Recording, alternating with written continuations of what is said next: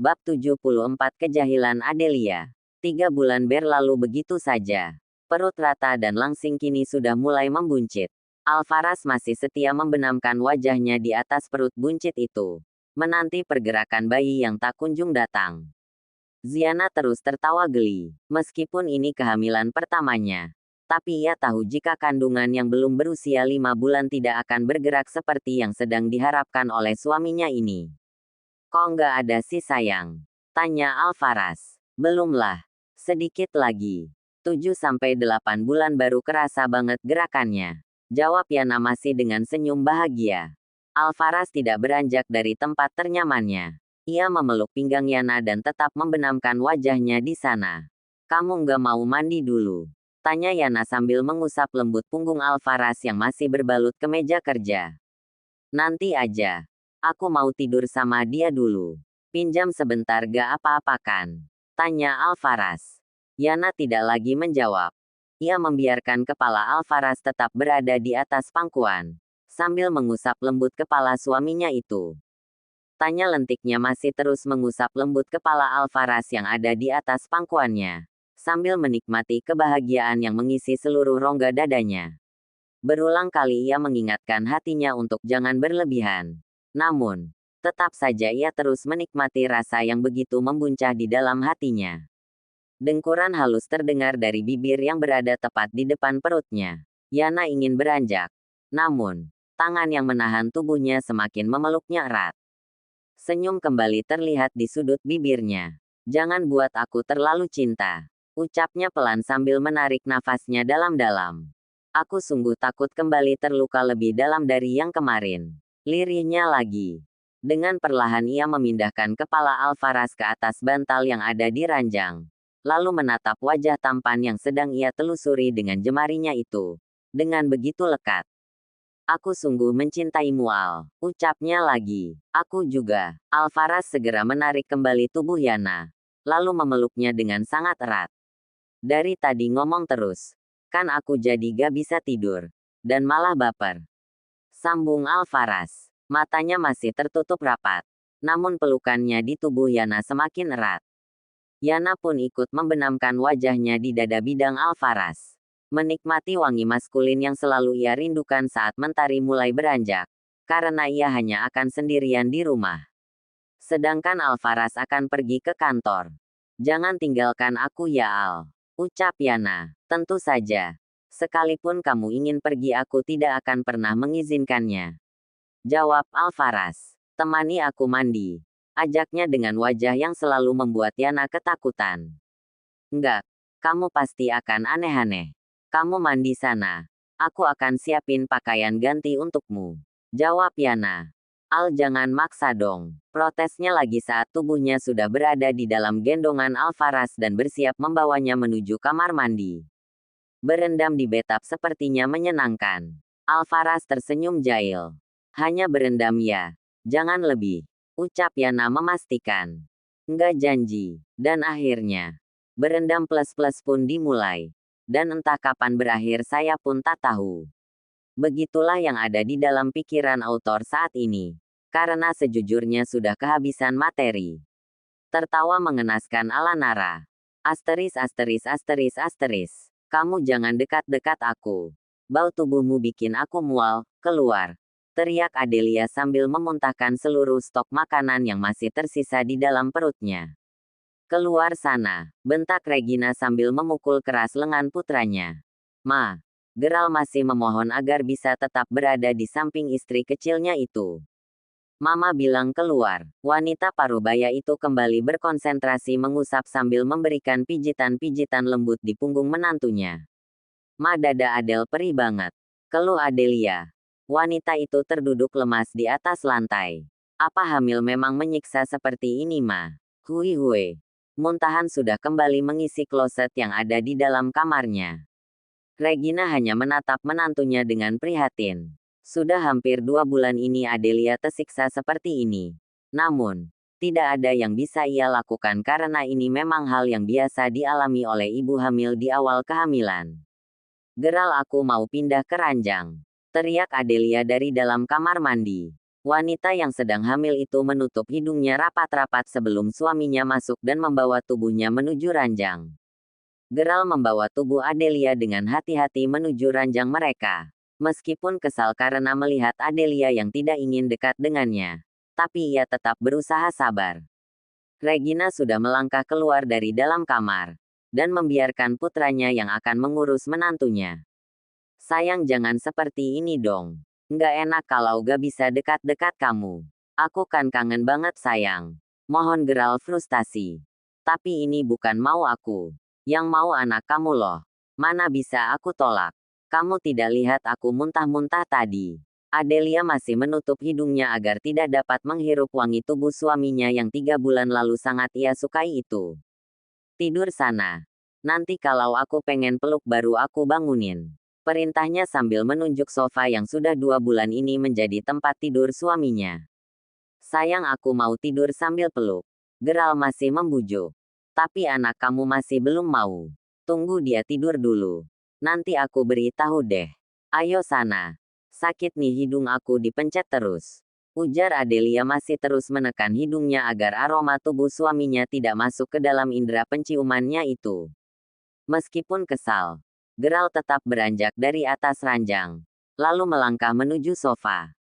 Ia tidak tidur, tapi hanya duduk dan memperhatikan istrinya dari ujung sana. Menanti wanita yang mulai aneh sejak 2 bulan lalu itu terlelap. Lalu ia akan kembali ke ranjang dan terlelap sambil memeluk tubuh istrinya. Sayang, aku mau peluk. Tapi aku nggak suka bau tubuh kamu. Rengek Adelia.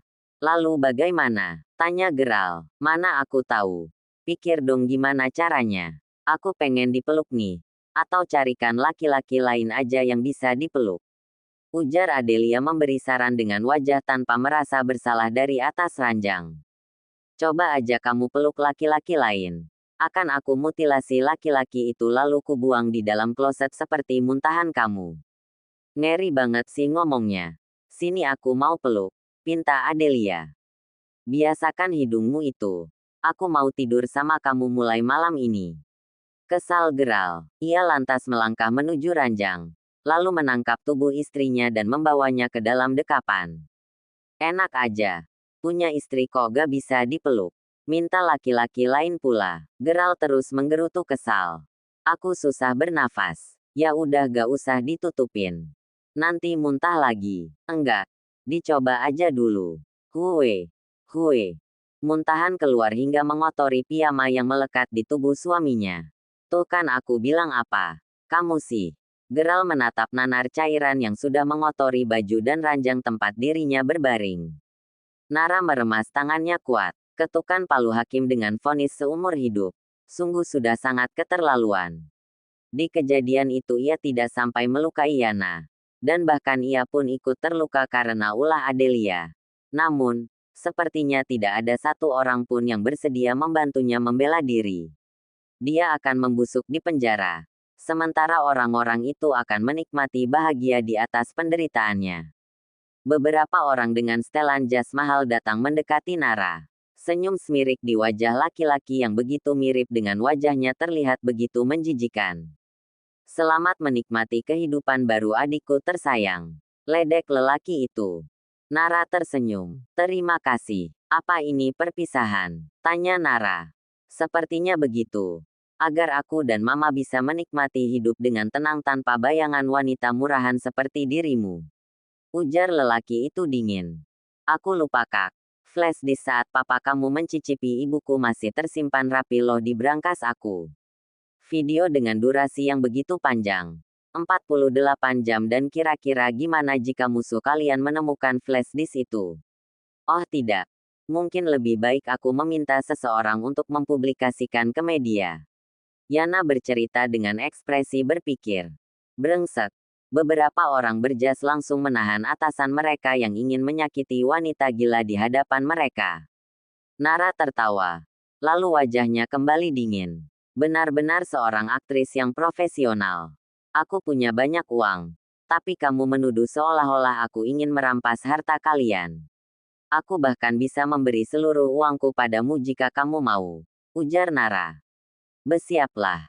Karena aku tidak akan membiarkan diriku hancur seorang diri. Ancamnya lalu beranjak dari tempat duduknya.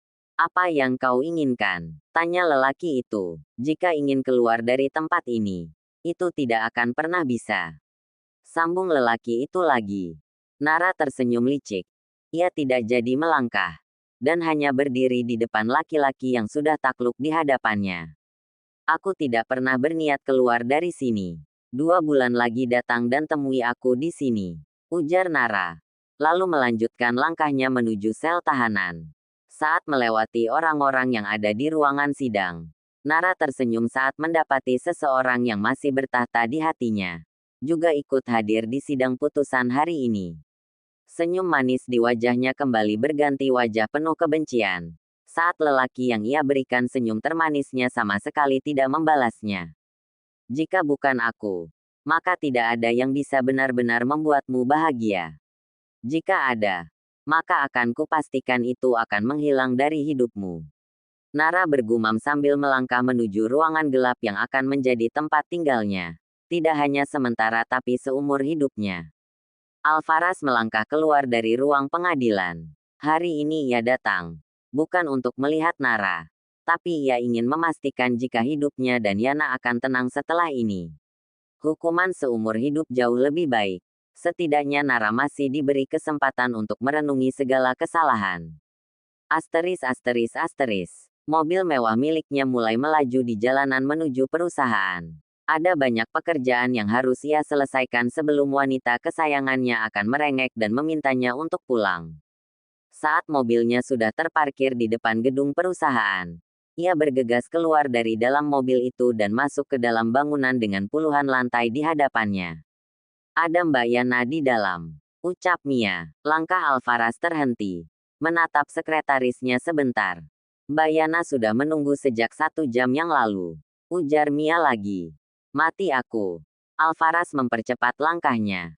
Dan benar saja wanita cantik dengan wajah menantikan kini sedang menatapnya dari kursi kebesaran miliknya.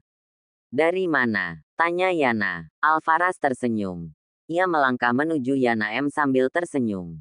Aku tanya dari mana? Tanya Yana lagi. Kap, aku dari pengadilan. Jawab Alvaras setelah mengecup lembut bibir istrinya. Ngapain ke sana? Tanya Yana pelan. Jangan mikir yang aneh-aneh. Sini aku peluk. Gak rindu. Makanya jawab. Kamu ngapain ke sana? Yana masih belum ingin beranjak. Meskipun ia sangat ingin masuk ke dalam pelukan suaminya. Aku bilang sini peluk. Nakal banget sih buat aku nunggu. Alvaras segera menarik tubuh Yana dan memeluknya erat. Kamu masih mencintainya? Tanya Yana. Mana ada. Aku hanya datang dan memastikan jika setelah hari ini kita benar-benar akan hidup dengan tenang. Dia dijatuhi hukuman seumur hidup. Jawab Alvaras. Kamu nggak bohong kan? Tanya Yana lagi. Ia melepaskan diri dari pelukan Alvaras. Lalu menatap wajah tampan suaminya itu dengan lekat. Tentu saja. Buat apa lagi sih aku masih menyimpan sesuatu yang tidak berguna untuknya? Aku akan punya 3 wanita hebat dalam hidupku. Percaya padaku. Setelah ini tidak akan ada lagi masalah. Kita akan hidup tenang dan bahagia. Bersama si kembar ini. Ujar Alvaras. Ia berlutut di depan perut buncit Yana dan menempelkan pipinya di sana. Gerakan yang selalu ia nantikan begitu terasa di kulitnya. Dia bergerak sayang. Alvaras mendongak sebentar. Lalu kembali beralih pada perut membuncit yang ada di hadapannya. Kamu udah makan? Tanya Yana. Alvaras menggeleng. Belum, jawabnya. Aku bawain makanan. Kita makan yuk. Ajak Yana. Makan kamu boleh nggak? Alvaras berdiri. Laku menatap jahil ke arah istrinya. Jangan mulai. Lepas. Dasar mesum. Yana melangkah menuju sofa lalu menyiapkan makanan yang ia bawa dari rumah. Ayolah. Sudah lama sekali kita tidak menggunakan sofa ini. Kapan ya yang terakhir? Yana tidak menghiraukan. Ia tetap sibuk menyiapkan makanan untuk Alvaras di atas meja. Aku lagi ngomong. Jangan dicuekin dapat dosa kamu nanti. Nggak usah aneh-aneh. Ini di kantor. Di rumah boleh ya? Yana memutar bola matanya malas. Lalu menyerahkan piring yang sudah ia isi dengan makanan kepada Alvaras. Makan. Nanti kamu nggak kuat nahan beban kami bertiga. Ucapnya sambil tersenyum nakal. Alvaras terbahak mendengar kalimat yang selalu saja melancarkan niat jahatnya. Oke. Abis makan kita langsung pulang. Yana tidak lagi menimpali. Ia hanya menatap lelaki yang kini sedang fokus dengan makanan yang ada di tangannya. Sambil berdoa di dalam hati. Jika semua yang Alvaras ucapkan beberapa saat yang lalu memang benar adanya. Di dunia ini tidak ada alat yang bisa digunakan untuk mengukur kedalaman hati seseorang. Dan tidak ada satu manusia pun yang mampu menebak apa isi hati seseorang, termasuk dirinya. Untuk itu, biarlah ia serahkan semuanya pada Allah. Kenapa liatin aku terus? Tanya Alvaras setelah meletakkan piring yang sudah kosong ke atas meja. Yana mengambil air minum, lalu kembali mengulurkannya pada Alvaras. Aku rindu. Habisnya kamu terlalu tampan. Sayang dilewatkan, jawabnya. Sepertinya kita benar-benar harus mencoba sofa ini sekarang. Apa masih senyaman dulu saat di awal-awal pernikahan kita? Senyum jahil kembali terlihat di sudut bibir Alvaras. Sepertinya bukan ide yang buruk. Bentar aku tutup pintunya dulu. Biar Mia gak akan bisa masuk. Jawabnya sambil tersenyum geli. Ia beranjak dari sofa lalu melangkah menuju pintu ruangan. Sampai ketemu di rumah. Aku pulang ya, pamitnya. Alvaras tertawa. Lelaki itu melangkah cepat menuju pintu ruangan agar istrinya itu tidak akan berhasil kabur siang ini. Dan akhirnya, sofa di dalam ruangan berhasil dibuat berdecit oleh Alvaras.